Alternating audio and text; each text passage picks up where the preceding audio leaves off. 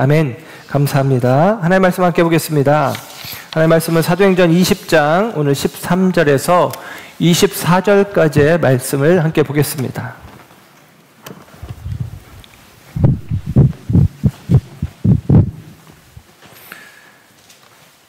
하나님의 말씀 사도행전 20장 13절에서 24절까지의 말씀 함께 합독합니다. 시작. 우리는 앞서 배를 타고 아소에서 바울을 태우려고 그리로 가니 이는 바울이 걸어서 가고자 하여 그렇게 정하여 준 것이라. 바울이 아소에서 우리를 만나니 우리가 배에 태우고 미둘레네로 가서 거기서 떠나 이튿날 기오 앞에 오고 그 이튿날 사모에 들르고 또 그 다음날 밀레도에 이르니라. 바울이 아시아에서 지체하지 않기 위하여 에베소를 지나 배 타고 가기로 작정하였으니 이는 될 수 있는 대로 오순절 안에 예루살렘에 이르려고 급히 가미러라. 바울이 밀레도에서 사람을 에베소로 보내어 교회 장로들을 청하니 오매 그들에게 말하되 아시아에 들어온 첫날부터 지금까지 내가 항상 여러분 가운데서 어떻게 행하였는지를 여러분도 아는 바니 곧 모든 겸손과 눈물이며 유대인의 관계로 말미암아 당한 시험을 참고 주를 섬긴 것과 유익한 것은 무엇이든지 공중 앞에서나 각 집에서나 거리낌이 없이 여러분에게 전하여 가르치고 유대인과 헬라인들에게 하나님께 대한 회개와 우리 주 예수 그리스도께 대한 믿음을 증언한 것이라. 보라, 이제 나는 성령에 매여 예루살렘으로 가는데 거기서 무슨 일을 당할는지 알지 못하노라. 오직 성령이 각 성에서 내게 증언하여 결박과 환난이 나를 기다린다 하시나 내가 달려갈 길과 주 예수께 받은 사명 곧 하나님의 은혜의 복음을 증언하는 일을 마치려 하면은 나의 생명조차 조금도 귀한 것으로 여기지 아니하노라. 아멘. 아멘. 할렐루야. 이 시간 하나님의 사랑하심과 은혜가 저와 여러분 가운데 함께하는 줄 믿습니다. 다시 교회라는 주제로 사도행전을 계속 같이 살핍니다. 오늘 달려갈 길을 걷다라는 제목으로 말씀 전합니다. 바울은 3차 전도 여행을 하는 과정 가운데 그가 중요하게 사역했던 곳은 에베소였고 에베소에서 3년 정도를 사역하고 그는 2차 전도 여행의 여정을 따라서 나아갑니다. 우리 지도를 통해서 다시 한번 확인할 수 있는 것은 이제 마케도니아를 거쳐서 헬라까지 고린도까지 갑니다. 아테네 고린도까지 가고 그 고린도에서 가까운 갱그리아 항에서 원래는 배를 타고 수리아로 가려고 했어요. 배를 타고 원래 그를 파송했던 파송지 안디옥 교회로 가려고 하는 마음을 가졌습니다. 그런데 유대인들이 방해하는 일들이 있었기 때문에 어쩔 수 없이 다시 육로로 다시 왔던 길을 되돌아서 북마케도니아를 지나서 그가 이제 드로아에 와서 지난 시간에 우리가 살펴본 바 이제 에게를 건너 드로아 아시아 땅에 건너와서 드로아에서 이 유두고라고 하는 청년 유두고가 말씀을 듣다가 3층 난간에서 떨어져서 죽었는데 그에게 생명이 있다 하면서 그를 살려준 이야기를 우리가 살펴보았습니다. 그리고 이 드로아에서 이제 또 오늘 말씀을 보면 바울은 드로아에서 아소로 그리고 미둘레네로 그리고 기오와 사모섬을 지나 밀레도로 왔다라고 성경이 이야기를 해주고 있습니다. 그렇게 오늘 성경 이야기를 우리가 지역적으로는 위치적으로 이렇게 살필 수가 있고요. 그렇게 바울이 드로아에서 청년 유두고를 살려주는 역사를 나타내고 그리고 바울은 곧바로 드로아를 떠나서 이제 밀레도까지 가는 여정이 기록이 되어져 있어요. 근데 그 밀레도로 가는 여정 속에서 에베소라는 도성을 지나치게 되어집니다. 에베소를 지나치게 되어지는데요. 오늘 본문 20장 16절의 말씀을 보면 이렇게 기록이 됩니다. 바울이 아시아에서 지체하지 않기 위하여 에베소를 지나 배 타고 가기로 작정하였으니 이는 될 수 있는 대로 오순절 안에 예루살렘에 이르려고 급히 가미러라. 그렇게 이야기합니다. 여러분, 드로아를 떠나가는 과정 그리고 밀레도로 가는 과정 그 과정 속에 에베소가 그 사이에 있거든요. 근데 에베소를 들르지 않았어요. 그리고 그 이유는 오순절 안에 예루살렘으로 가기 위해서다. 오순절이 이르기 전에 예루살렘으로 가기 위해서다라는 것입니다.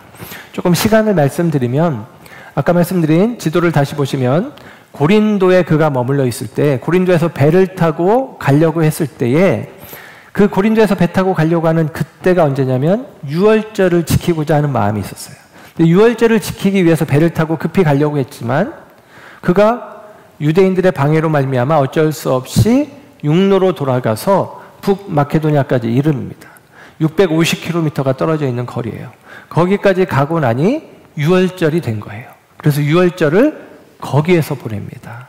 북마케도니아 빌립보 교회에서 유월절은 6월절부터 7일 이어지는 무교절까지 8일의 기간, 7일 혹은 8일의 기간인데 그 무교절을 지켰다는 거예요.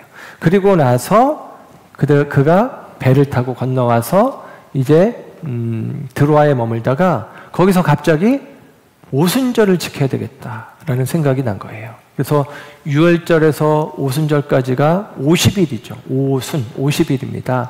혹은 7, 7에 49, 7주일을 7주간을 보내어서 77절이라고도 하고요. 오순절, 77절, 그리고 다른 말로 맥추절이에요. 유대인의 3대 절기인 유월절, 그리고 이 오순절, 그리고 수장절이 있는데 유월절은 지키지 못했지만 내가 오순절은 지켜야 되겠다 이런 마음으로 바울이 급히 가려고 했다라고 이야기를 합니다.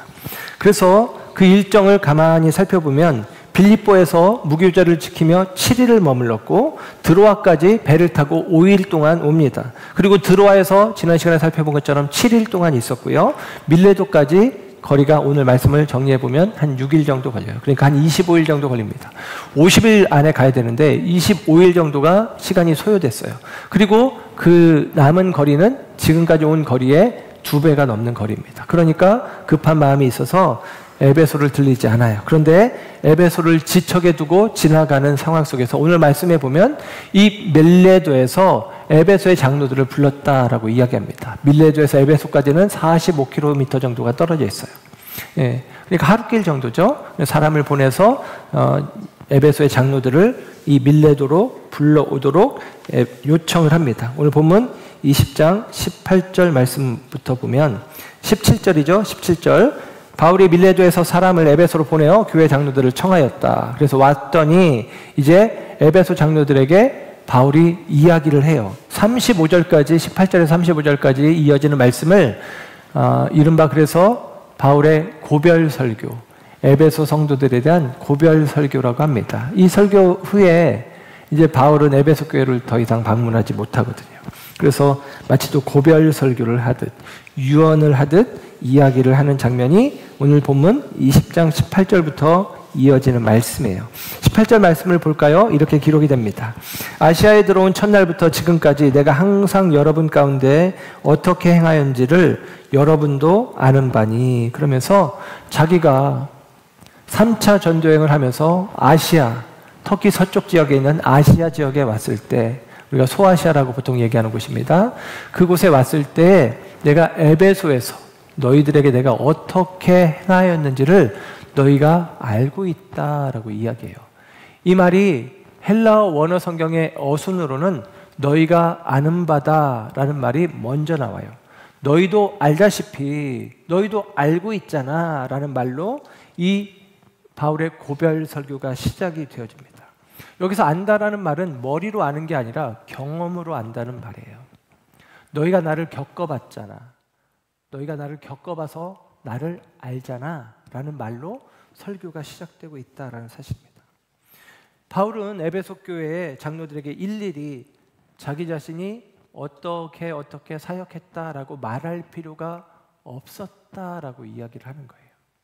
저도 가만히 보면 우리 성도님들과 이제 함께한 시간들이 쌓여가면서 저를 오래 경험하신 분들 같은 경우는 조금 더 다른 느낌이 있어요. 무슨 느낌이냐면 저를 알아주신다라는 생각이 들 때가 있어요.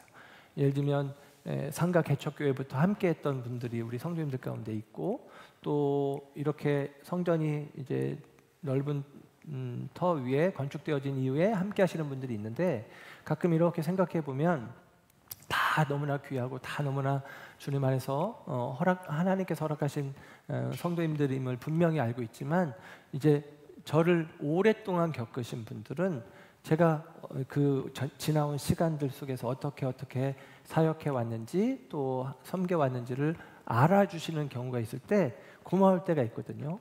고맙더라고요. 뭐 솔직히 말하면. 근데 바울도 사실은 그 이야기를 하고 있는 거예요. 근데 고맙다라는 얘기가 아니라 바울은 어떤 이야기를 하냐면 너희가 이미 안다.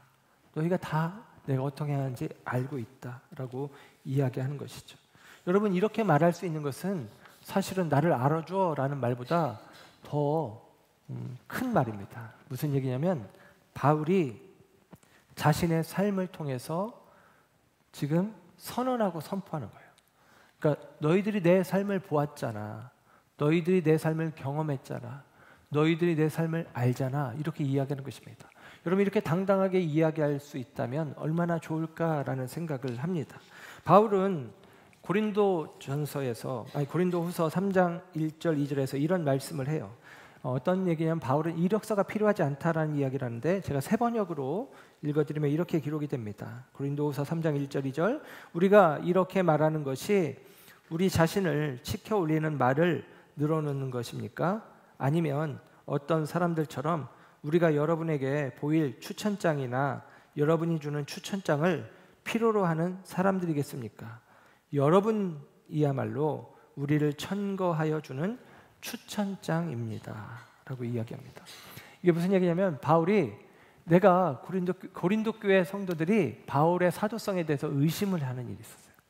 그러니까 바울이 내가 그러면 예루살렘 교회 사도들에게 바울은 우리가 파송한 분명한 전도자, 사도가 맞다라는 이 추천장, 우리를 치면 확인증 이런 것들을 내가 너에게 보여줘야 되겠느냐.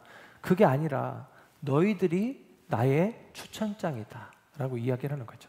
곧 바울의 삶을 통해서 바울의 생애를 통해서 세워진 영혼들 그들이 바울의 증거물이다 라고 이야기를 하는 것입니다. 그러니까 여러분 바울은 자신의 삶을 드러내는 거예요. 내가 어떠한 삶을 살았는지 특별히 에베소 교회에 대해서 이야기하는 것은 내가 어떻게 너희들 가운데서 목회해 왔는지 너희가 이미 알고 있다라고 이야기를 합니다.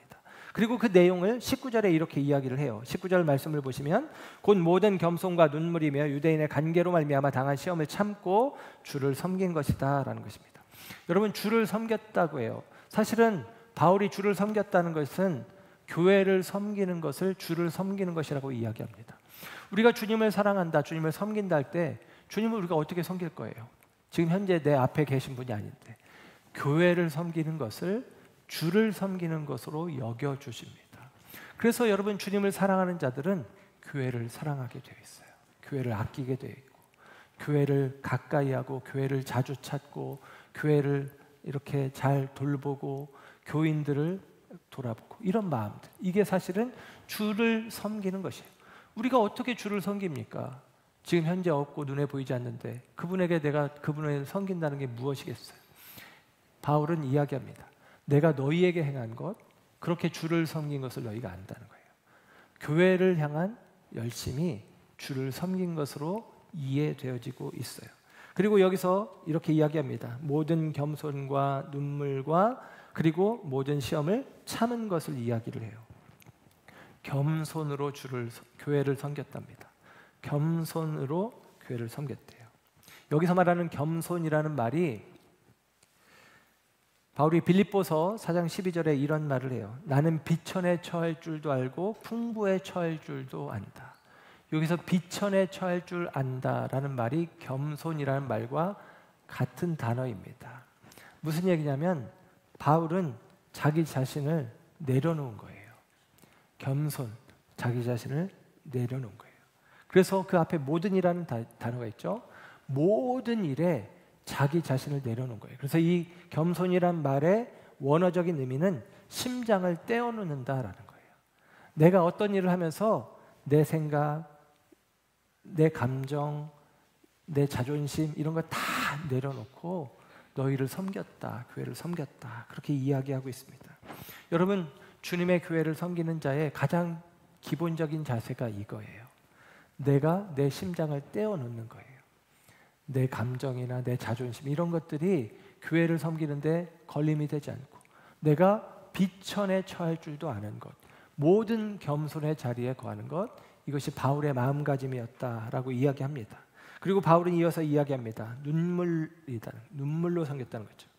바울이 눈물을 흘리는 이유가 뭘까요? 억울해서 답답해서? 그게 아니라 성도들을 사랑하고 그들을 위해 기도의 눈물의 기도를 그가 멈추지 않았다라는 것을 이야기하는 것입니다.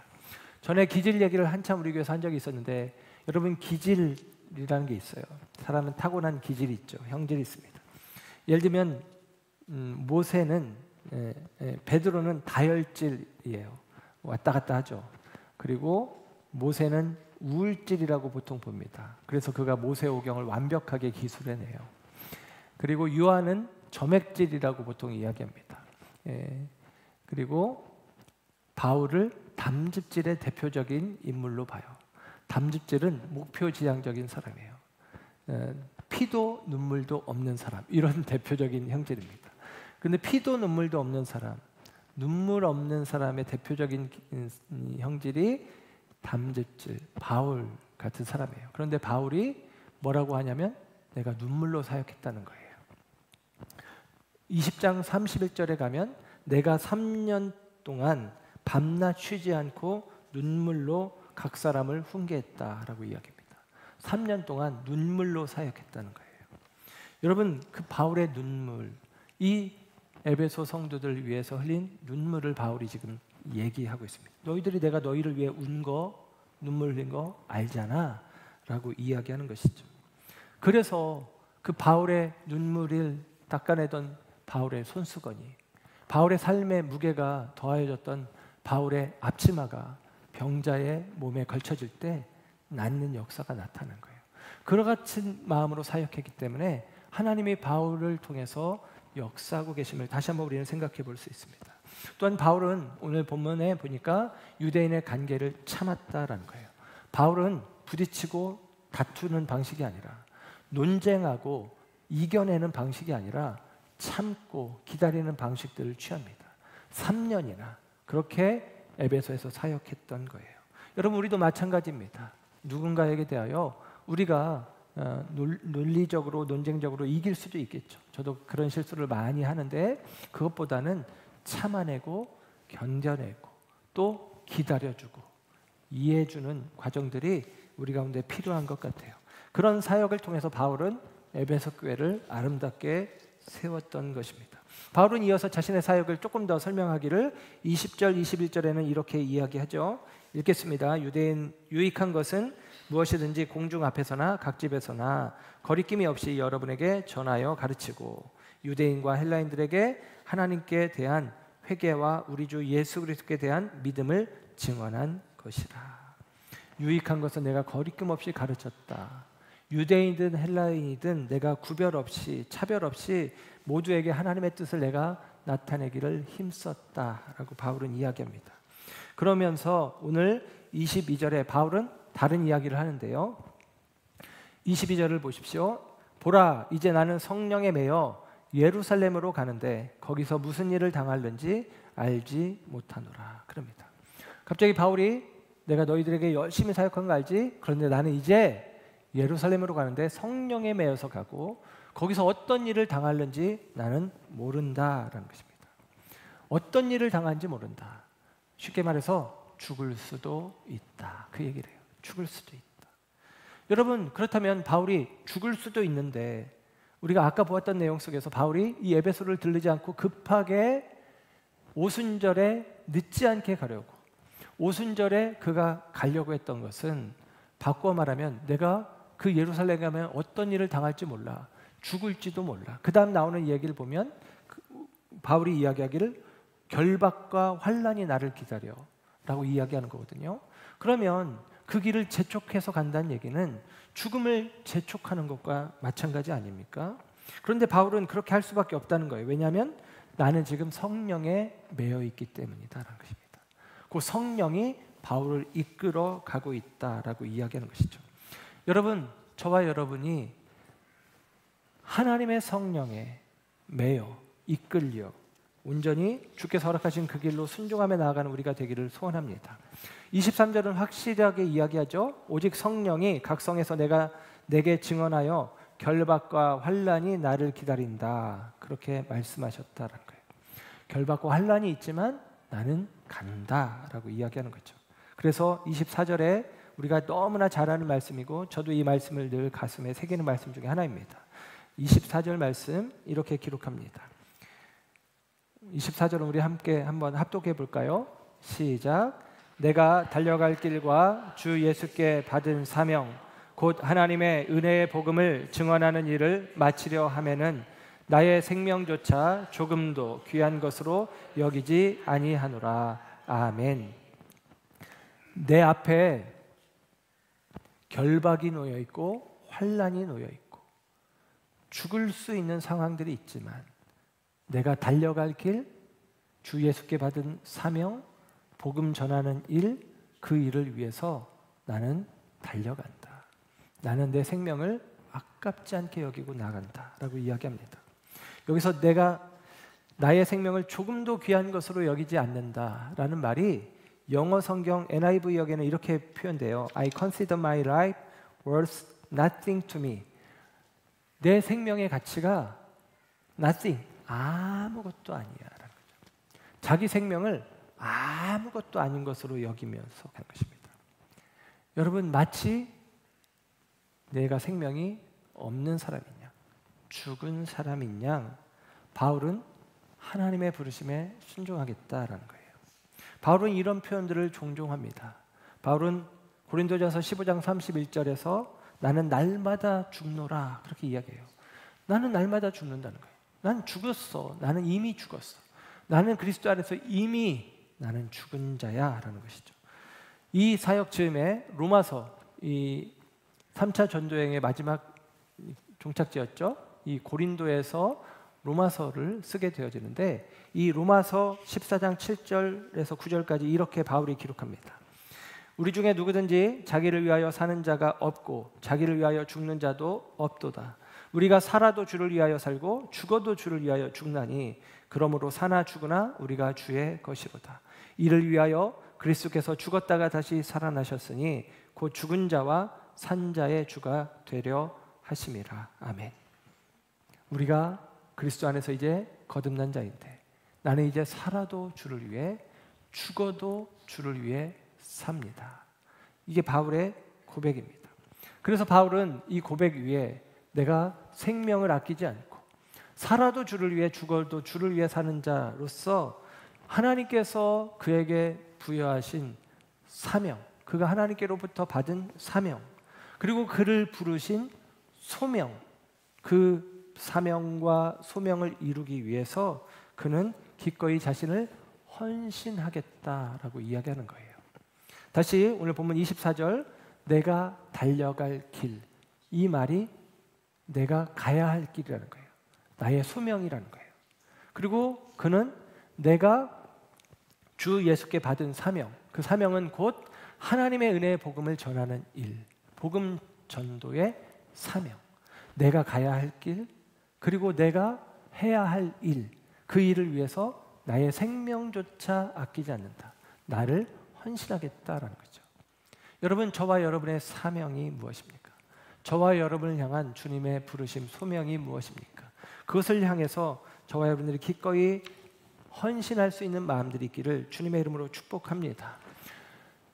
제 아내는 간접 체험하는 걸 좋아합니다. 몇 번 말씀드린 것 같은데 제 아내가 즐겨보는 프로그램들은 뭐 이렇게 요즘은 여행 프로그램도 있잖아요. 여행 프로. 그런데 꼭 오지 가는 거 그런 거 있잖아요. 옛날에는 뭐 정글의 법칙, 진짜 사나이 막 그런 걸 많이 봤어요. 그때 제가 너무 이상해서 당신은 왜 그런 걸 보냐 그랬더니 자기는 그렇게 간접 체험하는 게 좋대요. 그러면 거기 한번 뭐 우리도 한번 어려운데 선교지 그런 데 가볼까? 그랬더니 거기 가기는 싫대요. 씻는 것도 불편하고 화장실도 불편하고. 근데 남이 그렇게 하는 거를 보면서 즐거워하는데 예전에 진짜 사나이라는 프로그램이 있었거든요. 거기에서 이제 다시 병영 생활을 하잖아요. 그 병영 생활을 하는데 훈련소에서 받는 군인들이 하는 3대 훈련이 있습니다. 각계전투, 행군, 그리고 가스실 들어가는 거. 이제 저 같은 경우는 이 세 가지를 다 안 했다고 예전에 말씀드렸잖아요. 제가 각계전투하는 날은 우정의 무대 촬영한다고 박수부대로 동원이 됐었고, 행군하는 날은 94년도에 폭염이 와가지고 이 날씨에 행군하면 애들 죽는다고 행군을 안 했어요. 가스실 들어가야 되는 날은 폭우가 쏟아져서 제가 가스실에 들어가지 않았습니다.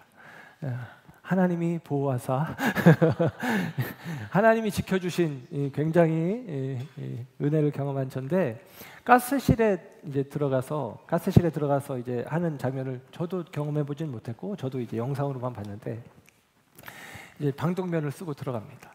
그러면 이제 들어가서 막 PT 체조를 하고 막 시킨 다음에 이 방독면 앞에 있는 이 필터를 이제 옆에 있나 이렇게 벗기는 장면이 있어. 이렇게 돌려서 빼라고 해요. 그러면 이제 가스가 들어오겠죠. 그러면 막 눈물 콧물 쏟고 막 기침하고 난리가 나는 거예요. 그런데 그 장면 속에 보면 서너 명이 이렇게 한 소대든 뭐 이렇게 같이 서서 이제 앞에서 조교가 필터 이제 탈착 이렇게 하면 이걸 빼야 되는 거예요.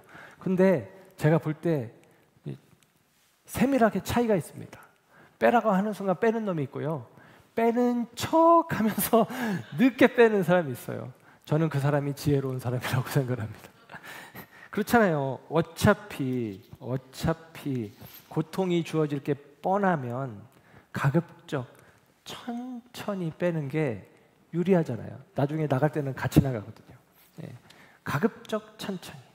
그러면 여러분 오늘 바울의 이야기를 들면 그것입니다. 성령이 각 성에서 내게 말씀하시기를 결박과 환난이 기다린다는 거예요. 뻔하다는 거예요. 예루살렘에 가면 너는 결박과 환난 당한다. 너 죽는다. 뻔한 일이다. 라고 이야기한 거예요. 그러면 할 수만 있다면 그 시간을 늦추는 게 지혜롭고 혹은 당연한 일 아니겠어요? 근데 바울은 그 사실을 알고 오늘 24절에 어떻게 표현합니까? 내가 달려갈 길이라는 거예요.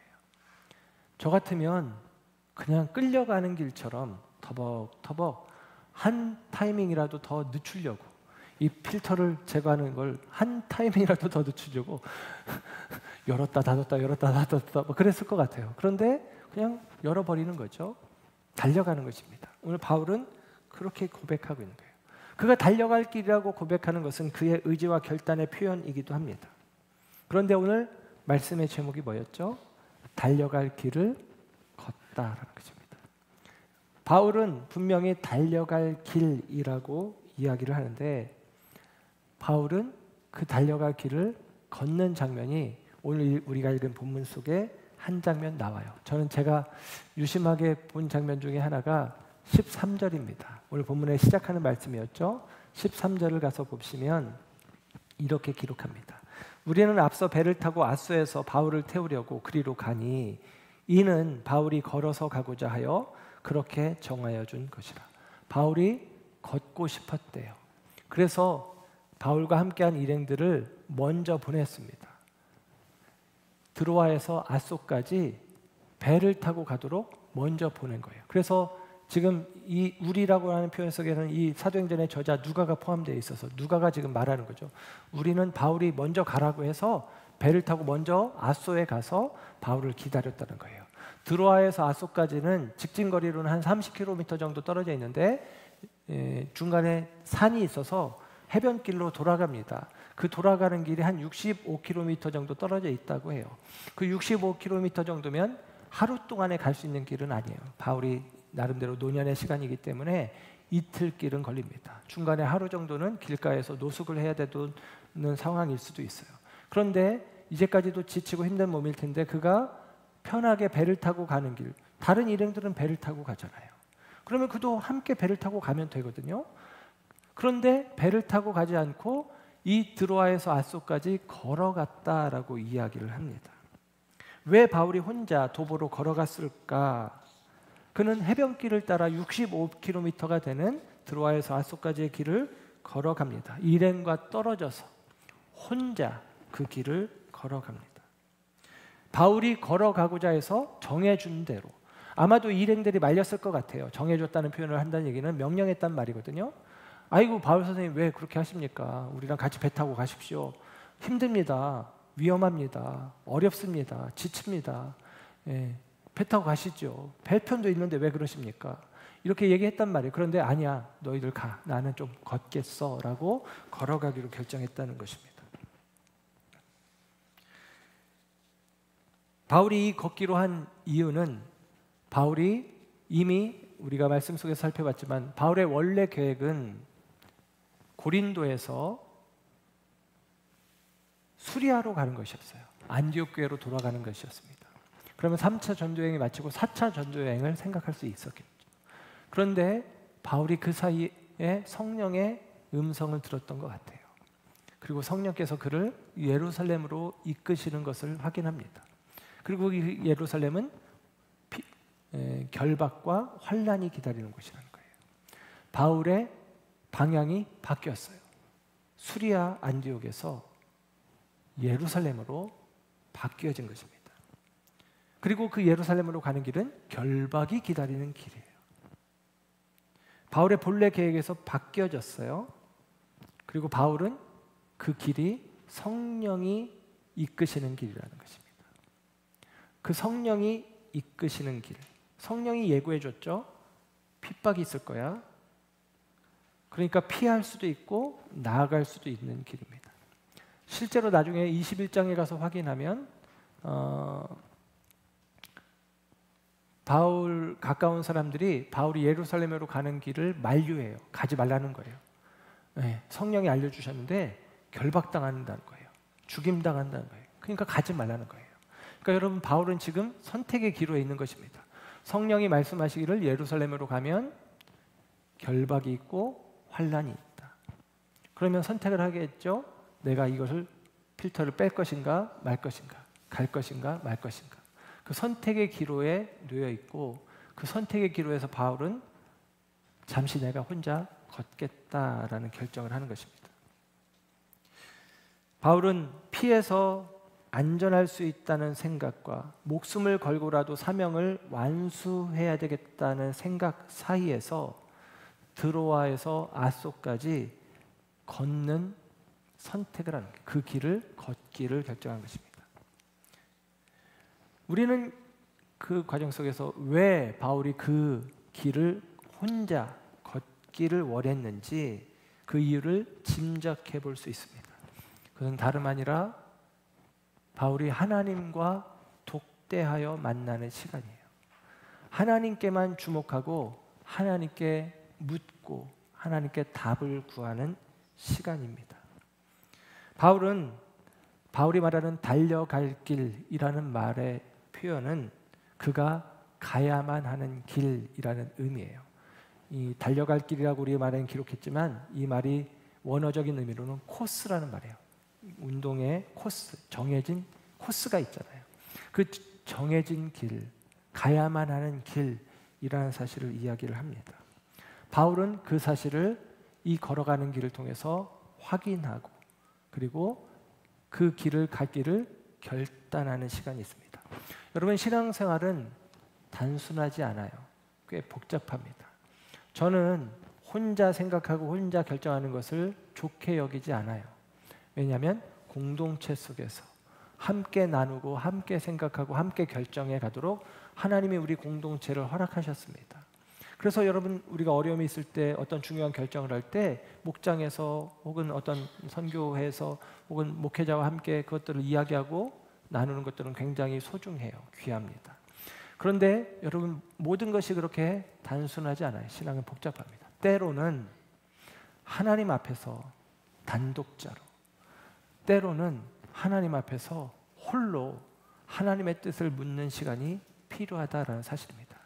예수님은 십자가를 목전에 두고 제자들과 함께 겟세마네 동산에 오릅니다. 그러나 예수님은 제자들을 또 겟세마네 동산의 한편에 두시고 홀로 더 나아가셔서 하나님 앞에 기도합니다. 그 기도의 내용을 우리가 잘 아는 것처럼 하나님 이 잔을, 이 십자가에 쓴 잔을, 고통의 잔을 내게서 옮겨주십시오. 그러나 내 뜻대로 마시고 아버지의 뜻대로 하십시오라는 것입니다. 이 기도를 3번이나 하잖아요. 무슨 얘기입니까? 예수님도 자기 앞에 놓여진 고난의 길 앞에서 하나님 앞에 홀로 서서 하나님 앞에 온전히 묻고 답을 결정하는 시간을 가져요. 만약에 그 시간에 제자들이 함께 있었다면 예수님이 하려고 했던 그 일을 제자들이 그때부터 막았을 거예요. 그런데 예수님은 혼자 하나님 앞에 섭니다. 그리고 하나님께 묻습니다. 오늘 바울도 마찬가지죠. 드로아에서 아소로 가는 그 길에 바울은 그 해변길을 따라가면서 바울의 입장에서는 오른쪽으로 보면 저쪽 바울이 가고자 했던 땅끝이 있는 이 그리스, 로마, 더 나아가 서바나까지 그 방향이거든요. 그 방향을 보면서 하나님께서 그에게 품바신 사명, 그 사명을 다시 한번 되새기면서 마음에 결단하는 것입니다. 여러분, 저와 여러분이 우리가 달려갈 사명의 길이 있어요. 우리를 부르신 부르심의 소명의 자리가 있습니다. 그곳으로 나아가는 데 있어서 우리가 하나님 앞에 홀로 서서 때로는 결단하고 다짐하고 주님 앞에서 우리의 마음을 굳게 매는 그와 같은 홀로 있는, 홀로 걷는 시간이 우리 가운데 필요하다라는 사실입니다. 오스기니스는 소명이라는 책을 기록해 줍니다. 그 책에서 밤에 꾸는 꿈과 낮에 꾸는 꿈의 차이를 로렌스라는 사람의 글을 통해서 이야기를 합니다. 토마스 로렌스는 제7기 중에서 이렇게 이야기해요. 누구나 꿈을 꾼다. 그러나 그 꿈이 모두 같은 것은 아니다. 밤에 꿈을 꾸는 사람은 밝은 아침이 되면 잠에서 깨어나 그 꿈이 헛된 것이라는 사실을 이내 깨닫는다. 반면에 낮에 꿈을 꾸는 사람은 몹시 위험하다. 그런 사람은 눈을 활짝 튼 채 자신의 꿈을 실현시키려고 행동한다. 그렇다. 나는 낮에 꿈을 꾸었다. 아멘. 저는 이렇게 생각합니다. 바울이 드로아에서 아소를 향해 홀로 걸어가는 길, 그 길에 많은 생각들을 했겠죠. 그것은 바울이 낮에 꿈을 꾸는 시간이었다라는 사실입니다. 그는 밤에 꿈을 꾸고 그 꿈이 물거품처럼 사라지는 것이 아니라 낮에 하나님 앞에 홀로 걸어가는 그 시간, 꿈을 꾸는 거죠. 하나님의 부르심의 소명, 하나님께서 부여하신 내게 주어진 사명, 그 일들을 이루어갈 것을 결단하는 것입니다. 다짐하는 것입니다. 그리고 그는 이제 고백하는 것이죠. 나는 달려간다. 내가 달려갈 길, 곧 주 예수께 받은 사명, 하나님의 은혜의 복음을 전하기 위하여 나는 나의 생명을 조금도 아깝게 여기지 않고 나는 달려가겠노라. 오늘 바울의 고백이 이와 같은 이 결단의 시간들을 통해서 주어진 것입니다. 여러분, 기꺼이 주님의 교회를 위해서 헌신하는 사람들이 되길 원합니다. 주를 섬기는 주의 일꾼들 되길 원합니다. 그러기 위해서 우리에게 필요한 시간이 있어요. 하나님 앞에서 머무십시오. 거하십시오. 그리고 생각하십시오. 그리고 그 과정 속에서 하나님의 뜻에 저와 여러분의 삶을 조율해 가시길 바랍니다. 그리고 하나님의 뜻이 나를 향한 희생이라면, 하나님의 뜻이 나를 향한 헌신의 요구라면 오늘 바울처럼 기꺼이 그렇게 헌신을 다짐할 수 있는 저와 여러분 모두가 되어질 수 있기를 주님의 이름으로 부탁드리고 축복합니다. 기도하겠습니다.